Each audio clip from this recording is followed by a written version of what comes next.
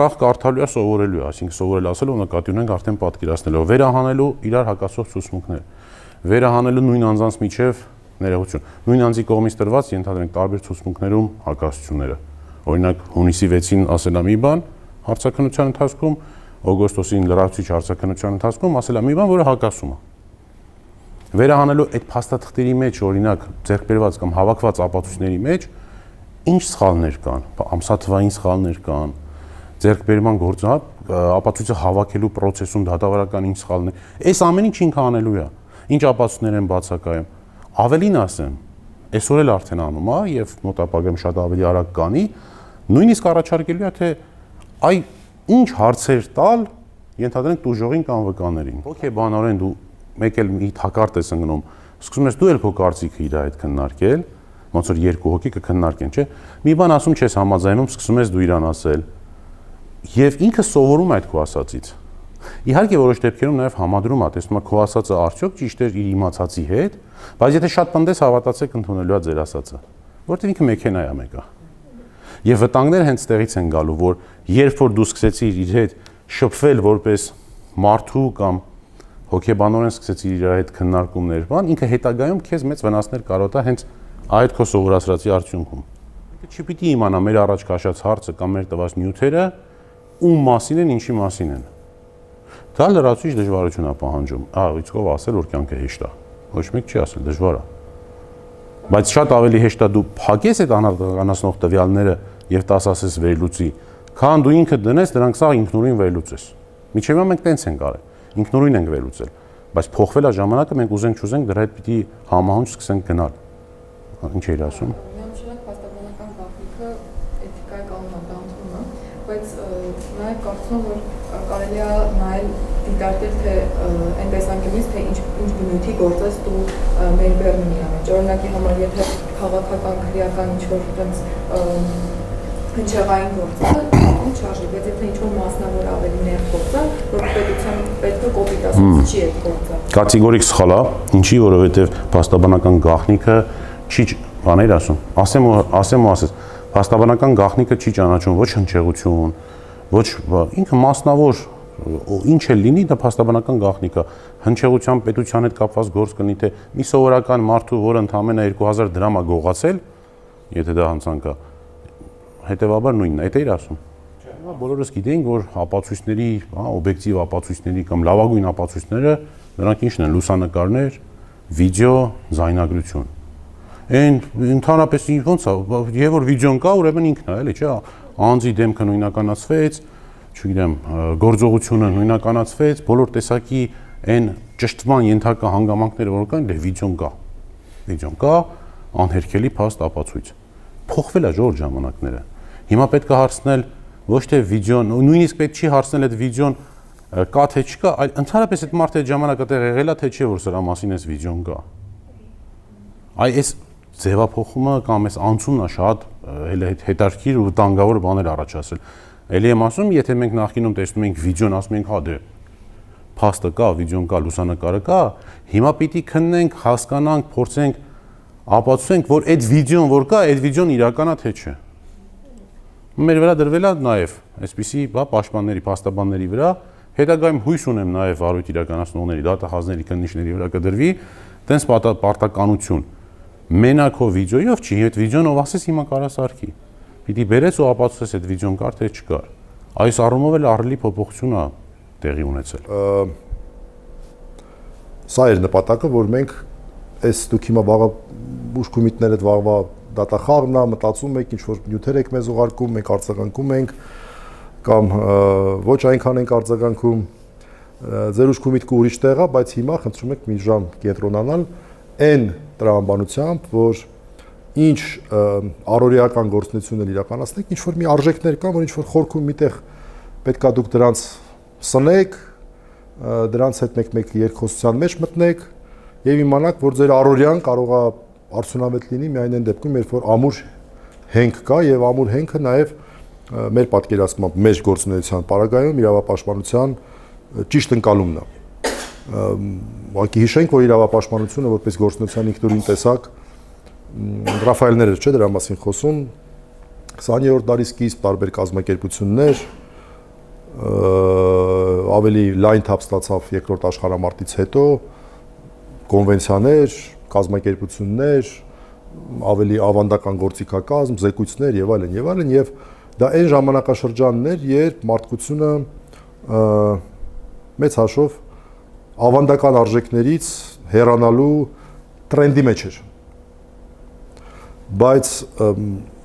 մի պահ եթե մենք դադար առնենք եւ փորձենք այդ տրենդը մի պահ կտրվելով այդ տրենդից հասկանանք լավ, այդ տրենդը տենց օդի մեջ եղավ, թե ոնց կտեսնենք, որ չէ, այդ տրենդը շատ բնական էր։ Եվ երրորդը եկեղեցու պատմության ողջ ընթացքում եկեղեցին խրախուսել է իրավապաշտպանությունը, իսկ առանձին դեպքերում ինքն է հանդես եկել հենց իրավապաշտպանական առաքելությամբ։ Այս 3 թեզերի մասին ենք մենք խոսելու։ Այս սաղմոսն է շատ հետաքրքիր սաղմոս, որի դեպ օգտագործում է նաև Մխիթար Գոշը, շատ տարօրինակ ձևով առաջի հայացքից Աստված կանգնեց Աստվածների ժողովի մեջ, ինչ է նշանակում Աստվածների ժողովի մեջ։ Ինչ է Աստվածների ժողովը որն է։ Այստեղից հետևություն ենք անում, որ դատավորը աստվածային գործ է։ Այն ժողովը, որ դուք տեսաք, որտեղ գնաց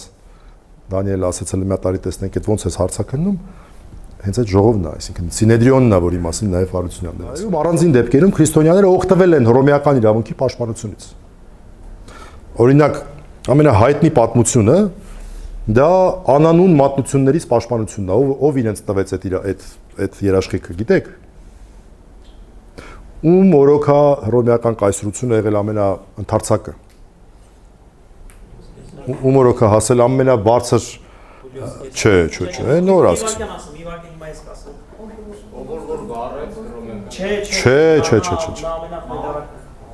Ով? Չէ, արդեն ինքը կորցնում էր, գերմանացիները այնտեղից գալիս էին արդեն։ Պատմության մեջ նրան կոչում է Սվետոնիոսը կոչում է աստվածային։ Այո։ Օգոստին Չէ։ Շատ հայտնի պատմություն կա, համարվում էր արդար կայսր եւ նույնիսկ քրիստոնեական արևմտյան ավանդույթում դե այդ կոչումը տալիս էին իրանց, հիմա նաեւ կասենք թե ինչի, եւ նույնիսկ կա արևմտյան պատում, որ այնքան արդար կայսր էր եղել, որ նրա մասին աղոթում են, դե բնականաբար քրիստոնյա չէր եղել եւ նրան տեղափոխում են դրախտ եւ նույնիսկ Դանթեի մոտ դու դա կտեսնեք։ Աստվածային կատակերգության մեջ դրա արտահայտությունը կա, որ ինքը դրախտում է հանդիպում այդ կայսրին, այլ ոչ թե դժոխքում կամ որևէ այլ տեղ։ Եվ նույնիսկ այդ պատմությունները կա, որ ինքը զորքով գնում է պատերազմի, մեկ էլ մի այրիկին է գալի, ընկնում դեմը ասում է ինձ սխալ դատ են ինձ արել եւ այդ ամբողջ զորքին կանգնացնում է, սպասում է, դատը անում է, շարունակում է իր պատերազմը։ Իր օրոք եղել է հռոմեական կայսրությունը ամենաընթարցակը եւ դա Տրայանոս կայսրն է, Տրայան։ Եվ շատ հայտնի պատմություն կա, երբ որ Տրայանոսը իր ընկեր Պլինիոսի հետ, չգիտեմ հայերեն ոնց կլինի, Պլինի մլաչի ռուսերենով նամակագրություն է փոխանակում, ես չեմ AI-ով սարքել, ենթադրում եմ կարող է AI լինի, բայց այդպես adekvat է սարքել, երբ որ Պլինիոսը նշանակվելով Բյութինիայի, հյուսիսային Փոքր Ասիայի հատվածում նահանգապետ հարցեր է տալիս կայսրին, ասում է, սենց բան ա եղել, ինչ անեմ, ասում է, որ քրիստոնյաներ են հայտնվել, նենց անհասկանալի բաներով են զբաղվում ու նրանց վերաբերյալ դանոսներ եմ ես ստանում։ Նրանց վերաբերյալ ստանում եմ անանուն մատնություններ։ Ինչ անեմ։ Դե ասում եմ, եթե բան մատնությունը լինի անունով, դե հա, կանչի դատի, եթե հրաժարվեն իրենց կրոնից, դատապարտի բան արա, խոսքով կյանքը բաշխի, եթե չէ, ուրեմն դատապարտի, բայց հանկարծ անանուն մատնությունների վրա ոչ մի բան չանես, դա չի կարելի։ Այսա այտենց հայտնի պատմություն է մնացել, որ Տրայանոսը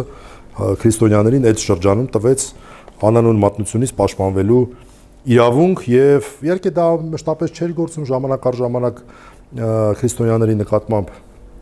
շատ տարբեր հետապնդումներ էին, շատ հետաքրքիր շրջաններ մինչև այդ 3-4 դարը։ Ինչն էր հիմնական պատճառը։ Քաղաքացիական կրոն են ստեղծել, ասում են դու պետքա գնաս եւ կայսրին զոհ մատուցես։ Որտեւ կայսրին ինչպես Տեր հայրն է ասում, աստվածային մենակ Տրայանոսը չէր։ Տարբեր կայսրերի աստվածային, հատկապես գործող կայսրը իրեն աստվածային էր համարում։ Հա։ Կրոնական բաներ ինքը, այսինքն դնում են քաղաքացիական կրոներ։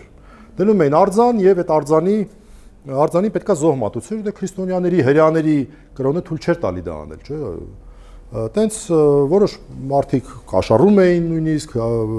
որպեսզի ինչ որ մի թղթի վրա գրեին, որ հայ զոհը մատուցեց, բայց իրանց խիղճը, բայց միշտ խնդիրներ են առաջանում այս մասով, եւ հենց այս համատեքստում այս հայտնի նամակը Կապլինիոսի եւ Տրայանոսի միջև, որ ասած հանգարց անանուն մատնությունների հիման վրա ոչինչ չանեց։ Մենք հիմա խոսում ենք հետադարձ ուժի մասին, չէ՞։ Ասում են հին օրենքները առաջընթաց ուժ ունեն։ Այն ժամանակ հիմնական խնդիրը այդ էր։ Հայ 100 տարի առաջ ինչ որ մի կայսեր մի օրենք է ընդունել, դա հիմա գործում է թե չէ, փորձում էր հիմնավորել, որ հա հիմա գործում է։ Քանի դեռ դրանք չեն վերացվել, իրենք գործում են։ Այս իրավաբանական գաղափարը հիմնական Տերտուլիանոսի դա էր։ Հայրապետները որպես իրավապաշտպաններ, հիմա առաջի հասկից ոնց թե իրավապաշտպան, բայց դա իրականություն է, դա ավանդույթի մաս է կազմում։ Հուսիկ Պարթև, մեր 4-րդ կաթողիկոսը։ Փավտոս Բուզանդը նաև տեղն եմ գրել, որ հատվածում շատ ուղիղ նշում է, որ նա Տիրան թագավորին եւ ավակ նախարարներին անխտիր սպանությունների համար, զուր տեղը անմեղ անուն թափելու համար այդ ուղիղ մեջ բերում է։ Եվ շատ ուրիշ մեղքեր գործելու համար անդադ նախատում էր։ Եվ թագավորը Հուսիկ Պարթևին, որը Գրիգոր Լուսավորչի թոռն էր, սպանել տվեց։ Ըստ էության իրավապաշտպան գործունեության համար։ Տերաջան, դա օրենք, դա պետական օրենքներ է արգելում։ Ոչ թե թույլ է տալի ձեզ ցուցմունք չտալ, այլ արգելում է ձեզ հարցակննել։ Խոստովանը հայրը իրավունք չունի խոստովանությունը բացահայտել, բայց այստեղ շատ սիրուն կարելի է նույն չափանիշը բերել ինչ որ փաստաբանների դեպքում նույն չափանիշն է ըստ էության դրված մի տարբերությամբ։ Եթե ինչ որ մեկը գծես գալիս է ասում է Տեր հայր, ես վաղը գնալու եմ առանձնապես մարդ սպանեմ, այդ ժամանակ իրավիճակը փոխվում է։ Մեկ այլ մի բան է, որ մարդը խոսում է իր նախկին մեղքի մասին, մեկ այլ բան է, որ վաղը վնաս է հասցնելու։ Եվ բնականաբար, ինչպես փաստաբանը, այնպես էլ հոգևորականը ենթադրում են, պետք է փորձի հետ կանգնացնել եւ այլն, բայց ինքը այդտեղ չունի այդ պարտականությունը պահելու, որովհետեւ ինքը ուրիշ շահ ունի պաշտպանելու։ Ենթադրում եմ, որ նույն տրամաբանությունը այստեղ պետք է գործի։